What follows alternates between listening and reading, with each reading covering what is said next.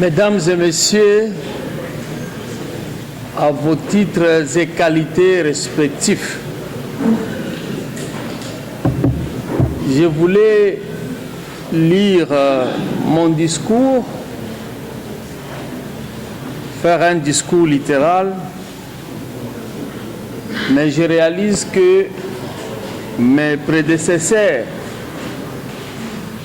ou les des intervenants qui sont passés avant moi ont pratiquement ramassé les éléments essentiels de mon discours. C'est pourquoi je fais mien les propos qui ont été énoncés ici, respectivement par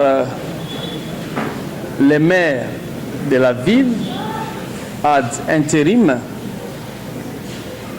et Madame la ministre ayant en charge la jeunesse. Je souhaite par mon propos faire un dialogue franc avec la jeunesse. Vous êtes ici, vous représentez la jeunesse. C'est l'occasion de nous dire des choses en face. En dépit du contexte qui est le nôtre actuellement, nous sommes tenus au devoir de redevabilité en tant que démocrates. C'est pourquoi je vais parler et je vais épingler des éléments capitaux et je vais vous laisser le temps de me poser des questions directement et je conduirai personnellement cette étape. Et je souhaite que les jeunes auront le courage de me poser des questions.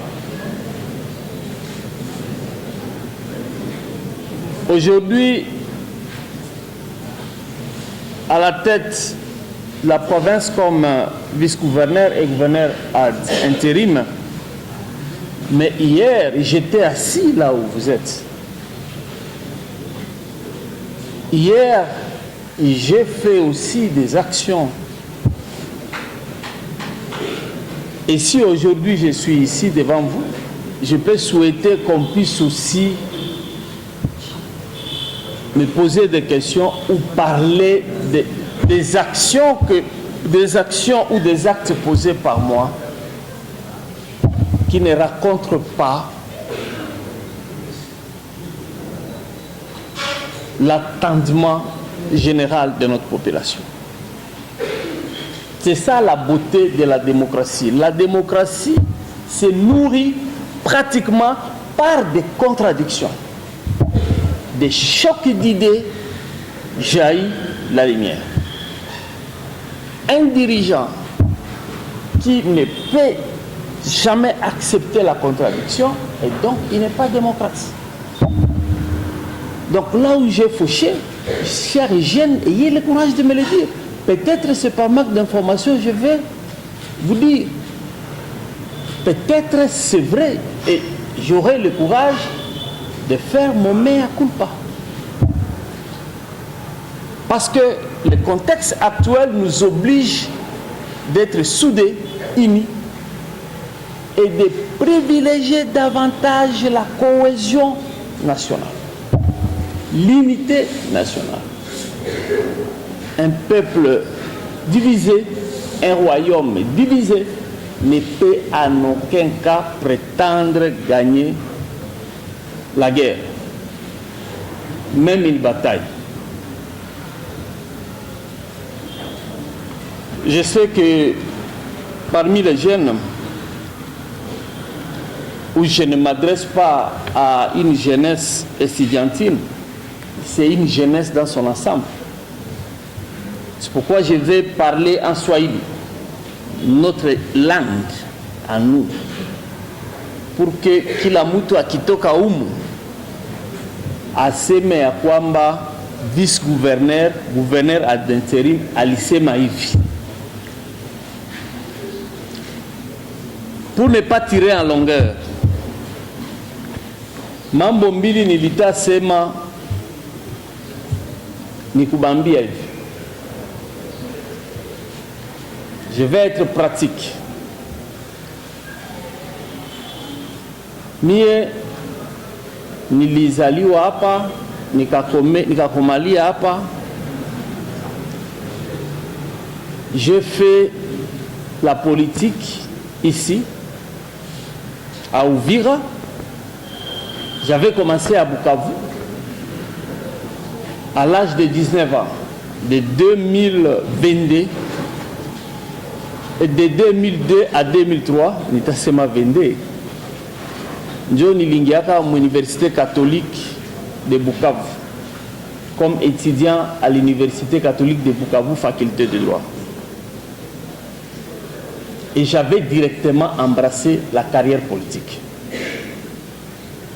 C'était ma passion. Ceux qui me connaissent, banajua kwamba Jean-Jacques, non. En tout cas, il fallait toi fiquer face moi. Et de là, ça nilianza kufanya politique, nilitoka Bukavu. J'avais pratiquement gravité des échelons. Mon parti, vous le connaissez, c'est le parti cher au chef de l'État. Moi, j'ai gravité des échelons dans ce parti, Kwanza Chini, Macheo Yote, jusqu'à être nommé. Et là, à Bukavu, j'étais déjà porte-parole de l'IDPS dans la ville de Bukavu vers les années 2006, 2005, jusqu'à ce qu'on va m'envoyer à Uvira comme président fédéral. Donc c'est ici où je fais ma carrière politique d'opposant. Ici. Si je vous l'ai dit, c'est pour réveiller votre conscience. Et c'est ça le premier élément. Je vis de mes propres yeux. Parce que niliona président wa provincial anasema le vice-gouverneur malgré l'âge avancé. Non, je crois que la jeunesse, tout le monde le sait. C'est de quel âge à quel âge, madame? 14 et 35 ans. Ah, donc j'ai déjà dépassé, il a raison. Parce que j'ai 45 ans. Ouais, je croyais que c'était jusqu'à 45 ans. Alors, yenye nitabambia, niliona mu macho yangu marejime mbalimbali yenye lipita. Niliona na macho yangu eta ici à Uvira, niliona marejime mbalimbali yenye lipita. J'ai vécu quand même à la dernière minute, bien sûr, régime à Mobutu. L'effet maréchal Mobutu, paix à son âme. Ni le vivre régime na guerre en 1996. Si vous êtes la joie souffrance et quoi. Moi, si je vous raconte mon histoire, c'est terrible. Parce que j'avais fait Mugeri où j'étais à l'internat à pied. Nikatembea mabilima kufika hapa Uvira, na sana nafika hapa Uvira banatuambia aseme no, mutoke kwanza mwende kwanza Kalundu juu masase ile orgue de Staline. C'est comme ça qu'on appelait ça à l'époque. Peut-être vous étiez encore jeune. Balituambia kase kunakia mabunduki moya grave na talunguza ile milima yote. Kumi population mutoke kwanza mwende hivi juu ile masase itawafaa mbaya. Sisi tukafurahi. Ase tunatatoa Munyarwanda. Si kwenda hivi kumbi ba militaire wetu walishatuzisha wanatudanganya, ndio ilikuwa kufavoriser sasa Munyarwanda ingie. C'est là où j'avais vécu de mes propres yeux batu des millions et des millions de gens wanafanya migulu mwa njia inakuwa kidogo. Hakuna kujua dada yako, hakuna kujua baba yako, hakuna donc watu walipotea, na kulikuwa tu ma mariages zinafanyika tu vile watu wanakutana, bado unaenda huku unaenda huku unaenda huku. J'ai vécu aussi régime ya Joseph Kabila yenye ilifanya miaka 21. Qu'est-ce que je veux dire? Moi ile ma régime yote yenye ilijisuccéder, peut-être ba jeune batauliza jua nini Jean-Jacques anasema vile, parce que ni kitu yenye mie ilinifrape. Natoka mimi naenda, nilikuya hapa asubuhi, natoka naenda na tena narudia, l'image yenye nakuya macho yangu sa niko napita, naona mubarabara yote il y a des activités intenses. Il y a des activités intenses, les jeunes, les femmes, biko natumika jua kutengeneza barabara. Nikajirapele kama la fois passée nilipokea délégation ya biko kutengeneza barabara, bananiambia seme banataanza kutia goudron ku barabara yetu. Maintenant, Viana, nos petits frères, je vous informe que de tous ces régimes, hakuna régime yenye iko na ma projet palpable, visible, juu ya développement. Ne serait-ce que, nikikwambia province c'est grave. Parce que wakati tulikimbia nililia, nikasema ya kwamba nilikuwa naona Sud Kivu, pour ne pas parler seulement de Kivu, nilikuwa naona Sud Kivu iko saa Mungu alikuwa natushukia. Et je me disais, tukifika mwisho ya manda Sud Kivu itakuwa transformé, pour ne pas parler de paradis. Parce que aujourd'hui tutapata na iko naanza kutumikiwa. Niliambia president société civile alikuwa ananiuliza, niko nataita wale ba ile barabara baanze kutumika kuanzia ku frontière mpaka Kavimvira, batatia goudron na aba nabo balipewa 14 km hivi banaanza kuitumika. Kale ka barabara kesie, quand j'étais dans l'opposition nilikuwa nasema kama pengu, finalement banaanza kuitumika. À part ile, pour votre information, parce que tout comme Uvira, et j'interpelle les jeunes, parce que ukue Mushi, ukue Murega, ukue Munyindu, ukue Munyamulenge, ukue Mubembe, ukue Muvira, Mfuliru et consort. Kama ulichagula Uvira ndio fasi yako ya kuishi, maana unakuwa mtoto wa Uvira. Haiko hivyo.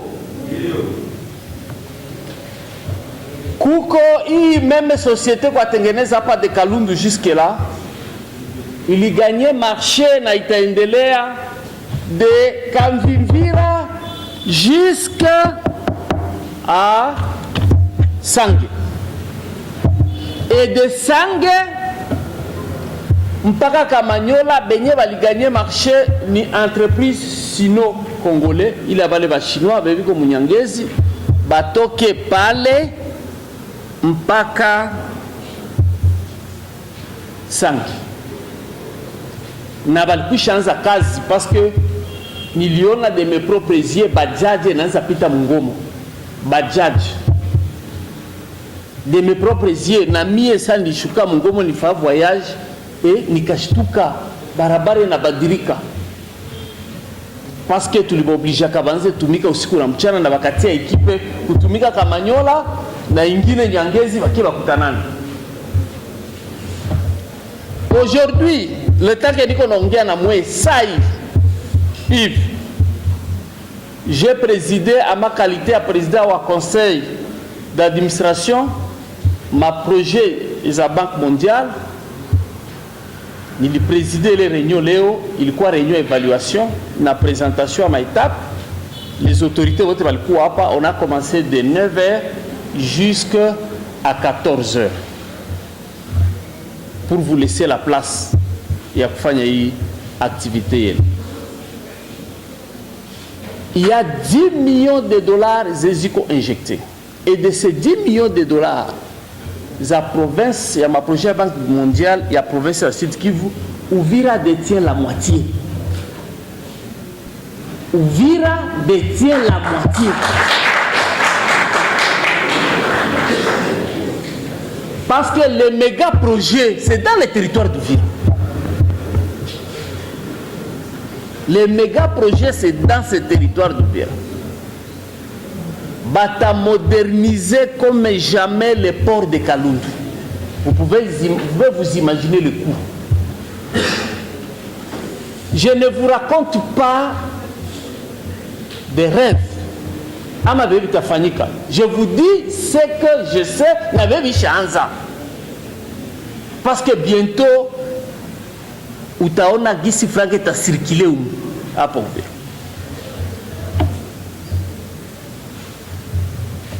Bata moderniser, bata rallonger mukia ya port, bitu mingi, bata tia goudron, manyumba, bref, port ya Kalundu itakuwa moderne.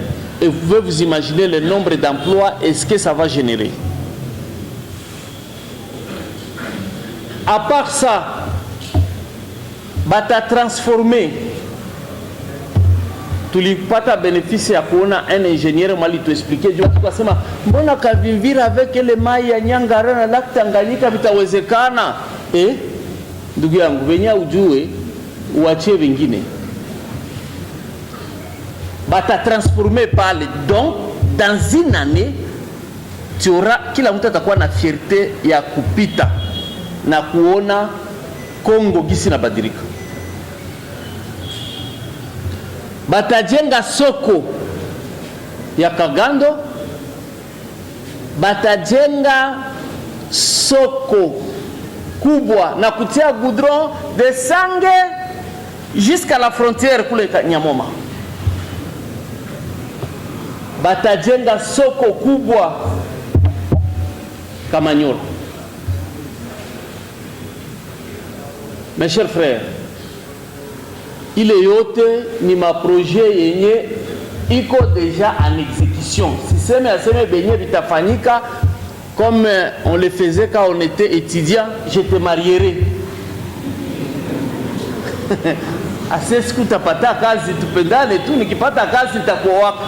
Non, je ne dis pas ça. Je vous dis des choses concrètes. C'est pendant le régime ya Raisi Félix Tshisekedi Tshilombo. Et je me dis, il est ma projet qui isha Uvira Tabadirika. Parce que nous, on faisait des années, on a tembea, on a voyagé, unarudia Uvira unakuta bitu yote kama kulikuwa kwa barabara kalikuwa mu quartier tena unakuta joka naribika kuna tena accès. Et on disait que ce pays est maudit. Mais voilà que nous avons un président. Il y a ceux qui le critiquent. Mais Abadjo histoire, ils ne savent pas comparer. C'est pas parce que je suis de son parti, mais moi je vous parle de faits. Et quelqu'un d'autre peut me parler des autres faits parce que on les a votés, on les a tout donné, mais ils ne nous ont rien laissé comme souvenir. Voilà que l'ennemi profite de cette période pour nous attaquer et nous dire, nous, kututia mukichwa yetu ya kwamba bile biote biende na mai. Est-ce que batoto ya Uvira munaweza itika hivyo? Munaweza itika hivyo?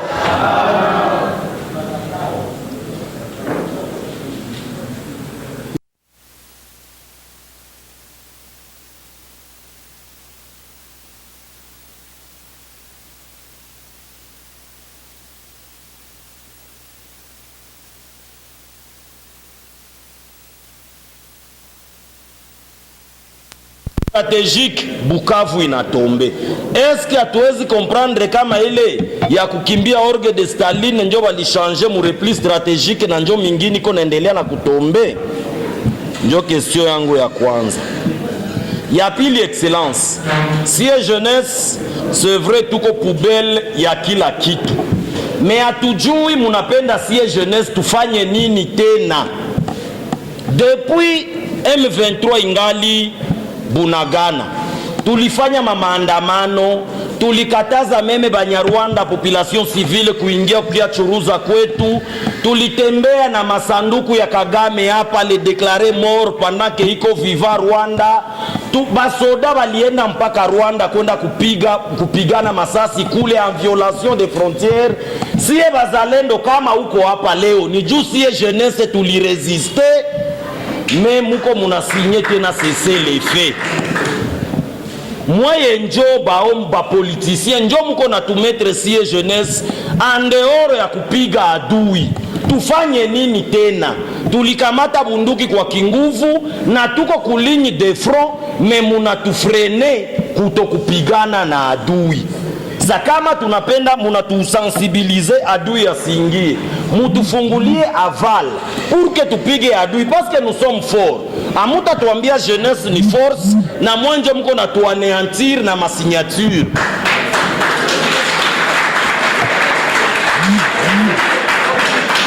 Ndiyo kwa mwisho ningeuliza kwa organisateur président wa jeunesse juu ya campagne Congolais Telema.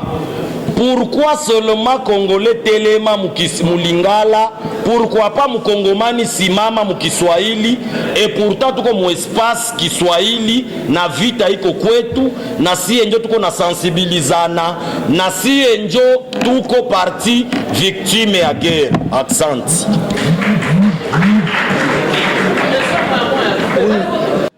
Excellence, swali yangu ni moya.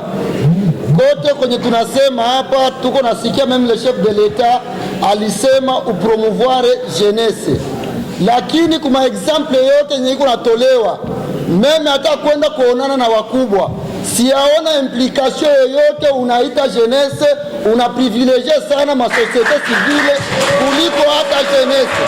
Mpaka saa hii projet ya PFCGL siyaona implication ya jeunesse hata kuitiwa. Atuyu tutakuwa tu nikuya pia makofi, ama siye tutabatia tu ni bazalendo ni masasi turekipere tu mungini, me atuoni fasi ya makazi ama integration ya jeune kubitu yetu biote. Atujui kama jeunesse ni société civile tu ama jeunesse tabakia tu ni makofi. Asante. Je porte la voix de détresse des étudiants de Bukavu. Ndahe Munongo Emmanuel. Ndahe. Oui. C'est la voix de détresse que je porte ici au-devant de vous, de tous les étudiants patriotes, résilients, les jeunes que nous sommes, qui se sont dit non, nous ne pouvons pas rester en ville de Bukavu au moment où l'ennemi de la République y réside. Nous nous sommes dit non, nous n'allons pas nous soumettre à l'oppression de l'ennemi. Nous nous sommes déplacés, oui. Et alors, c'est presque 3 mois que nous sommes ici. Les uns sont à Uvira, les autres sont à Fizi. Il y a des étudiants qui sont même à Kalemi, d'autres sont au Burundi. Monsieur le gouverneur, notre inquiétude c'est quoi? Après les sacrifices que nous avons montrés à la République, l'essence du patriotisme est de quitter la ville de Bukavu, mais à notre grande surprise, les activités académiques ont repris normalement. Et ce qui est encore grave dans tout ça, nous ne savons pas notre sort. Il y a le silence constaté du gouvernement provincial et le gouvernement national. Même les établissements, les chefs d'établissement n'ont rien prévu jusqu'à maintenant sur le sort de nous étudiants qui nous sommes déplacés. C'est ainsi que nous nous sommes réunis et nous avons écrit un mémo pour Madame la ministre de l'ESU, que vous pouvez nous aider à faire parvenir ce mémo à la ministre.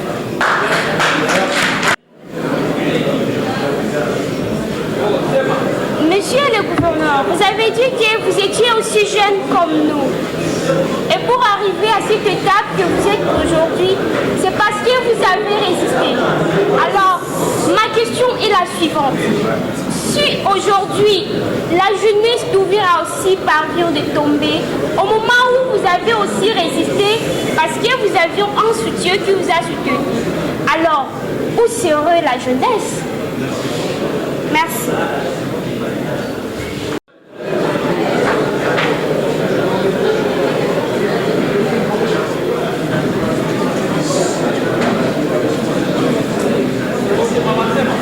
Je suis Rachel Loumé Alenge, étudiante à l'ISTEM Uvira. Je voudrais savoir quelles sont les mesures préventives que les autorités provinciales prévoient vis-à-vis des femmes et de jeunes filles face aux affres de l'insécurité dans notre province. Merci.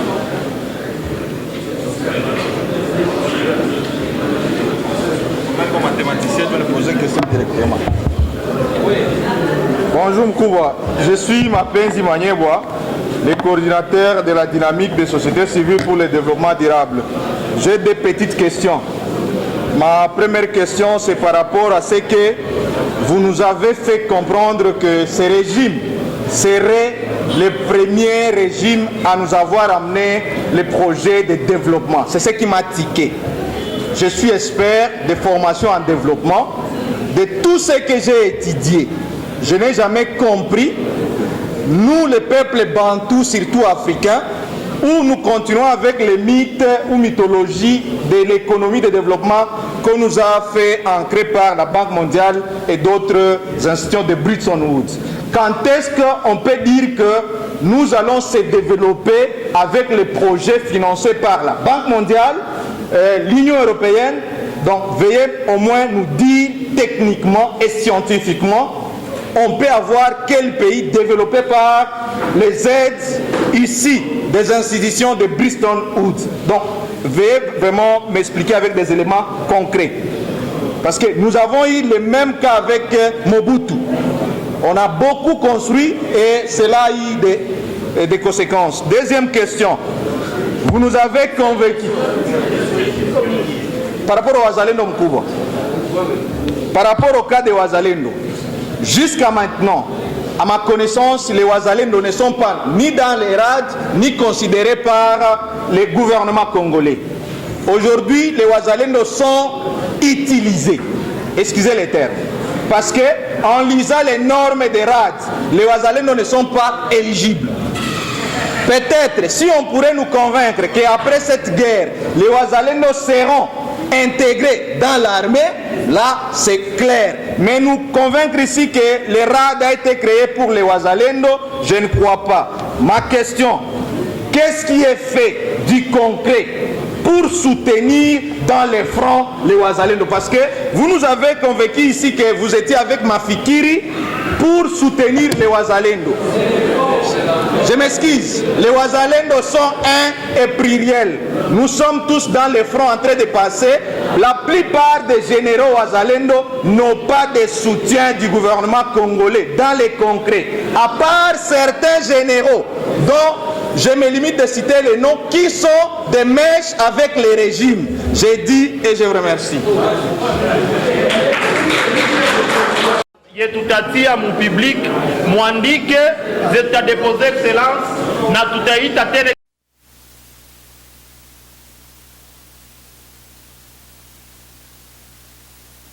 Et même ceux qui ont fait walifanya hapa batasamba. Alors, unasema jeunesse ifanye nini tena? Pourquoi banatia cesser le fait? Ndugu yangu, mimi sitakwambia vya mingi. Ukisema cesser le fait, sijua kuna tasema nini. Juzi na jana kulikuwa komba mule munani Kamanyola. Sasa sijua kuna nasema nini, mimi sitasema vya mingi. Kuko vya viko nafanyika na tuachie Mungu nafasi yake, tutaona. Mie siko hapa nianze kusema biko hivi. Mimi nakwambia sasa unalala usiku, bengine ni mchana, biko natumika na kwa vya mingi biko napitika. Hatutasema siri zote hapa juu enemy anaweza kutusoma, mais ayez la foi mu FARDC muwazalendo na kwa president la republique, parce que iko naonesha determination yake. Alors uliambia president atajibia juu ya kusema Kongole Telema iko pale, atajibia nyuma. Alors Mustafa anauliza pourquoi tuko naacha jeunesse, president anasema juu ya promotion ya jeunesse tunaacha jeunesse. Je crois que Mustafa, ma présence ici atteste combien Nico pour la jeunesse. Et peut-être faire participer la jeunesse des assises d'excellence. Oui, ça commence comment? Déjà présence yangu inaonesha ya kwamba nitaanza faire participer jeunesse. Donc hakuna shida, tuko pamoja. Alors Ndare anasema ya kwamba anaongea juu ya baetudiant. Ndare sitafa commentaire mingi, nawapatia pole nos étudiants wewe walikimbia vita, balifanya mzuri parce que benye biko asomea Bukavu havana raha. Haiko masomo ile, context yenye ko kule ni hasara. Biko natafuta nao batoke. Alors kama unafanya memo, sina commentaire, ile memo tutafanya nguvu tufikishie ministre wenu wa tutelle. Alors Mama Providence Kazamwali anasema ya kwamba, anasema kama mie niliresiste pendant la jeunesse, mais maintenant hapa Uvira kama ikianguka sora jeunesse itakuwa nini? Mama, ile pepo ya kusema Uvira itaanguka ilaaniwe kwa jina la Yesu. Parce que Uvira ilikwisha kwa proclamer meme jana kuko watu walifanya audio sasa Uvira inaanguka. Mulisikia? Tukashangala, bakwa walituitaita tukashangala. Donc baisha pana Uvira plusieurs fois inaanguka. Susi yetu tulisema liberation ya hii nchi na ya province yetu ya Sud Kivu ianzie wapi? Uvira. Na tuko na imani na watu webiko kule, na najua ya kwamba jeunesse haitasabikana mwa hiyo komba parce que ayo ndio iko mbele. Haiko hivyo? Rachel anasema quelles sont les mesures préventives en faveur des femmes mwa hii contexte ya insécurité. Maman, je peux vous dire ceci. Les mesures préventives pour les mamans ziko parce que nous comme gouvernement, na mie niko hapa, nous sommes prêts pour intervenir au cas où kunafikia mama kitu kyote kibaya. Et j'ai demandé kwa mama mwana usika na jar atuambie quels sont les problèmes mama biko confronté kwa hiyo juu tuwasaidie. Bali présenter projet hapo gouvernement provincial na tuko naangalia koma kuisaidia na kuifinancer sawa sawa na uwezo kidogo yenye tutakuwa nayo. Donc ukuwe na subira dada Rachel. Ndugu Mapenzi anauliza hivi, anasema ya kwamba anashangaa kusikia mkinywa yangu kama hii regime, nilisema kama regime ya Tshisekedi ishafanya mingi sana Uvira wakati ni misaada. Bon, ndugu yangu Mapenzi, mimi sijue iko sawa huko mplanete ingine. Mie najua kama mtu mweko na njala ama mweko maskini baki msaidia akwaki na julize litoka wapi. C'est comme l'exemple de la Bible. Ule mwa alikuwa kipofu, balianza mwambia huyu Yesu nini, asemie sijui. Yenye mimi najua nilikuwa sina macho na hivi naona. C'est tout. Si y a quelque chose kwenye natokea, kama ni Marekani, kama ni wapi, moi je te donne l'exemple comme enfant d'Uvira, sikuonaka barabara ya munene saa hivyo hata wanapitisha kutengeneza. Moi j'ai vécu na mulikuwa hapa ba zembe avec qui on a grandi, ba génération yetu na ba mingi biko hapa. Tulienda kwa assiste ku cérémonie banakia kuinaugurer barabara na maanje ikakuya na ba chinois 5 chantiers. Unasikia ndugu yangu, 5 chantiers. Ba Lambert Mende walikiaka mpaka hapa Uvira, ndio kwa turi ya kwanza, na marehemu Pierre Lumbi. Kabila mwenyewe akafika mpaka Fizi, aseme atafanya hii territoire ikuwe njo ya kwanza mu territoire zote mu development.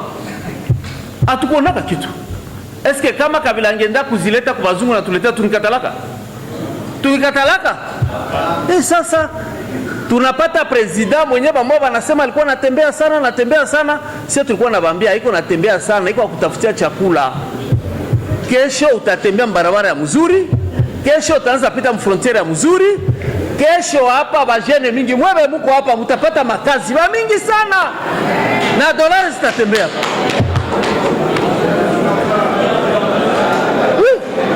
Parce que déjà avec main d'œuvre locale nasema beba batakuwa engagé ni bebiko hapa bata engagé plus de 500 jeunes bata engagé ba jeunes miat ba jeunes ndio biko na nguvu non bata ba engagé batakuwa na contrat même ba tout travaux pour la première fois batakuwa na contrat aba ba ingénieur ndio siseme bo batakula zabo dollar batakuwa na makontra na batatumika, batapewa assurance maladie na batapewa même ma avantage selon famille yoko na batoto ngapi.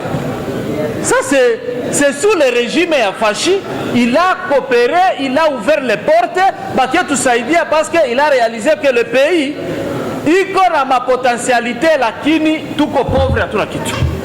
Alors, moi je ne vois pas où est le mal, mie yoyote mwanaweza kia kunisaidia muhali ya détresse hata mukilio sitakata. Juto kwa sababu tuko mukilio si. Wote mwata tusaidia, tutashukuru. Na sisi tunashukuru kwa ile yenye bana tusaidia. Unasema ase bazalendo hawako rekoni murade, mais na shangala ça c'est le monde à l'envers. Sasa mkubwa wa rade ni nani? Mkubwa wa rade ni nani? Haiko padiri. No, padiri si ni mzalendo. Sinjo mai wa kwanza padiri. Meiko sa ujue histoire. Alikuwa mai mkubwa baka muintegre muarme mais padiri étiquette yake ni mzalendo. C'est padiri qui a résisté. C'est padiri qui a fait le Delphin Kaimbi. C'est padiri njo alifanya baba mingi walikuwa watu yake. Ça nous savons. Na kuinformer hivi. Musiku zeziko na kuya utaona manomination murade meme province na territoire na majina utoni tatoka. Rade ni ya bazalendo, ni ya banani? Wewe unasema iko bazalendo. Wewe ulize bazalendo. Si ni yabo. Hapa wenyewe biko napita murade hapa iko bazalendo. Si bazalendo. Ndugu mapenzi usibanyanganye boro yako. Alors, unasema ndugu mapenzi anauliza aseme nini tushafanya de concret kwa bazalendo. Oh, papa, ya kwanza de concret kwa bazalendo ni kwa reconnaître. Ils sont reconnus parce qu'il y a une loi. Il y a une loi yenye ilikuwa promulguée. J'avais dit au wazalendo pour que le président de la République a promulgué une loi, allait subir pression. Il y a un monde entier à se mettre si promulguer du Niba milice. Mais Tshisekedi avait pris le courage à promulguer. La loi avait fait 6 mois. Mon cabinet avait promulgué. Il faut lire l'histoire. C'est Tshisekedi qui va partir statut. Léo, ministre de la Défense. Ministre de la Défense nationale. Anafika hapa. Anatoa même franga kwa wazalendo. Maki aba reconnaître. Président de la République a fait discours anataba wazalendo. Aba reconnaître. Unapenda reconnaissance gani? C'est une reconnaissance. Na de deux. Pour ton information, on a sema Babajal. Moi j'ai été avec le ministre de la Défense. Ulize batu ya wazalendo biko nafanya recensement yabo. Désormais ministre de la Défense aliacha na bisema na aliambia jeshi sasa tulikuwa mule kuko renyo tufanyaka watu kuyom. Il a dit ceci, désormais sa FARDC itakuwa pata ration ya bajeshi kukula. Uliza maofisi ba autorité wote walikuwa mule. Na au même moment bazalendo nao watakuwa na napokea. Na kuhusu prime ya bazalendo alisema ya kwamba padiri afanye liste demarche ishakuwa kunivua yule ku ministère ya défense franga zinataka toka bataanza pata prime. Mbele balikuwa na utiliser ba politiciens, mais ba politiciens balikuwa nakula ma. Ndio maana nasema plus question ya kuutiliser ba politiciens. Alors, ça c'est le ministre wa défense. Ndio anakuambia na ana ba reconnaître. Na tunatoka kuacha franga leo za bazalendo za ministre wa défense alituma leo. Utapatia mtu mwa ujue franga. Unaweza patia mtu mwa ujue franga. Acha kusema hivyo. Ile ni Roma ziko nasema ndugu yangu. Josaphat anauliza intérêt ya bajene itakuwa après vita. Ndugu yangu, hii vita c'est d'abord pour la patrie. Tunapigania udongo. Haiko vita Tshisekedi. D'ailleurs, s'il faut parler de la géographie, Tshisekedi il est du centre. On unajua hapa barugaruga ba Rwanda wanatafuta nini? Si viko natafuta tu ba intégration mu armée, ba créer ma régiment tena ba tudominer. Unawaza sasa batalombaka kwenda Kasai. Abatenda Kasai. Banalomba babakie tu ku nord, sud Kivu na Maniema. Wasi ndio wanalombaka. Wao na balomba kwenda wapi? Bakibaitikia hiyo na affaire taishi. Mais Tshisekedi qui est du centre refuse, il dit non. Et pire encore, même bale betu tulikuwa na wazia aseme tuko nabo, asema batoto yetu. Kumbi hapa kwa kiapo. Kabila leo kwa tupiganisha ni bongo ni kweli. Alors, mtoto alirudilia kwabo. Si mtoto anafinira kato komalisha mtoto. Unakomalisha mtoto na komalisha katasahau baba yake. Atakumbuka tu baba yake na tenda saidia baba yake. Leo vitu yote vinakuwa wazi na vinakuwa mchana. Haiko hivyo. Alors, tusidanganyane. Papa Bita anauliza ya kwamba patrie iko en danger. Gouvernement ya yetu inachunga nini juu ya kusaidia? Bon, mimi nawaza Papa Bita, hii konferensi haiko okazio ya kusema masiri yote yenye kunafanyika. Ukitafuta kujua kia niona kibinafsi, nitakuambia mawili na utapiga kicheko na utafurahi. Vyenye fashiko nafanya.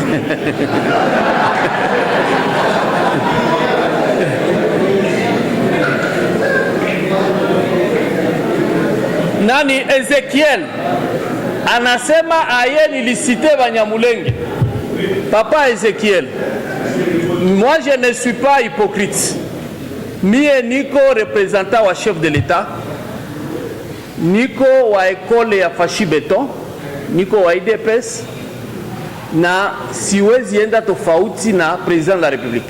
Kama rais ye mwenyewe alishasema kutamka hadharani ya kwamba Munyamulenge ni Mkongomani, alisema ye peke ile Munyamulenge.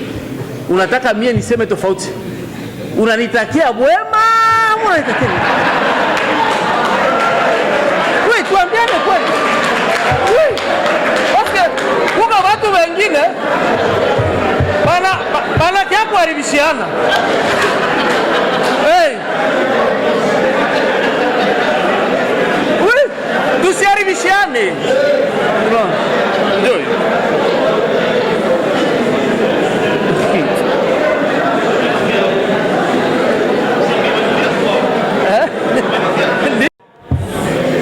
Wilonja anauliza aseme msaada ya wazalendo, mbona tuione hiyo kesho ya Wilonja na Patrick iko sawa. Juu Patrick na anauliza unité ya wazalendo. Mimi nakuelezea hivi ndugu yangu. Ede ya wazalendo iko naanza kuya, mie niko na iona. Dommage que tuko na batu betu tuko naongea nabo ba mingi hapa abiko peut-être mubale bazalendo. Nilisikia mtu mwana aseme ile ede biko napatia tu bale bazalendo benye biko ngambo ya Tshisekedi. Mais qu'est-ce que tu veux? Si tutapatia bazalendo ba biko ngambo yetu, manaka tupatie bazalendo biko ngambo ya M23. Tupatie msaada bazalendo biko ngambo ya M23 juu biko amuwajui. Si tuko napatia bazalendo benye biko ngambo yetu. C'est tout. Kama huko ngambo yetu, usitegemee msaada wetu. C'est clair. Na bazalendo bote, labda ujue benye tuko nabo hapa bote biko na jireklame biko ngambo ya serikali na ngambo ya President Felix Tshisekedi Chilombo. Kama wewe ukiniambia mzalendo mwenye iko contre, ukinitai hapa, tutaanza fatana naye leo. Tuko napigana nabo no? Bale batuiganeo. Si tuko napigana nabo kule, haiko serikali. Juu biko contre. Unaona? Na unasema juu ya unité ya commandement. Unité ya commandement ya bazalendo iko. Balisi tulibalomba vile, ministre wa defense alilomba vile, na mina bajulisha kama balituma maraporo, balikutanana, bakaongea, bakaplanir madivergence yabo, na désormais kuko unité ya commandement. Mwenye anabadirige ni William Amuri ya Kutumba, komanda wa chini yake wa operation ni Makanaki, muhimu najua, wa mwenye anahusika na logistique ni René, na bengine banafata. Ça a été transmis comme ça et bilienda Kinshasa na bilifanyika sous la houlette ya commandant région. Donc bote biko fama réunion hapana hapa, biko nenda fanzia ile réunion hapo ku front. Hiyo ndio information mie na kupatia. Donc unité ya commandement ishakuwa, na ni jambo la kushukuru na ni jambo la kusisitiza na kukonsolide. Isikuwe tena mwe ba jeune ndio mwanze diviser bazalendo. Mubatie bakuwe pamoja, parce que bakikuwa ini ndio itakuwa force. Alors tunaenda mwenye anasema juu ya article 64, aseme koma hii regime ya Tshisekedi haiko na respecte katiba. Ndugu Asumani kwa Asumani, uniambie kipengele gani ya katiba yenye regime yetu hairespecte? Inasema 84 ni kwamba kama patrie iko en danger unapashwa kupigania, na kama kwa mtu analeta dictature il faut kudekurager hayo. Sasa sie tunafanya nini yenye yeshimie katiba? Il faut donner. Hapana, tuna respecter article 84 no?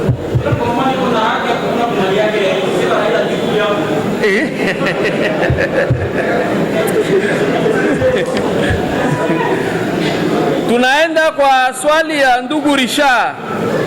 Ndugu Richard, tuko pamoja, na kukikua kidogo tutabakumbuka, parce que ujue ni raisi Tshisekedi ndio raisi wa kwanza mwenye alirekonetre bandikape du fait que mukila gouvernement kuna kwaka kota ya bandikape, na maprojet ilikuwa mingi juu ya bandikape.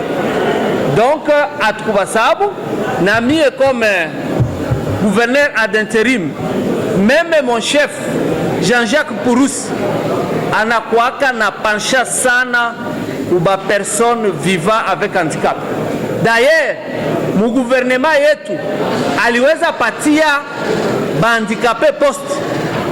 Tuko na mtu mwenye iko coordonate adjoint wa bureau d'études ya gouvernement provincial, alikamatiwaka au nom et pour le compte ya bandikape. Hiyo ndio ujue. Donc ukikwa kidogo utapata, usikuwe na wasi. Alors ndugu Like anasema aye juu batatulipa aye sie benye FARDC ilitupie. Ndugu yangu, FARDC ilipie, tunalaani sana. Mina waza bale benye baliweza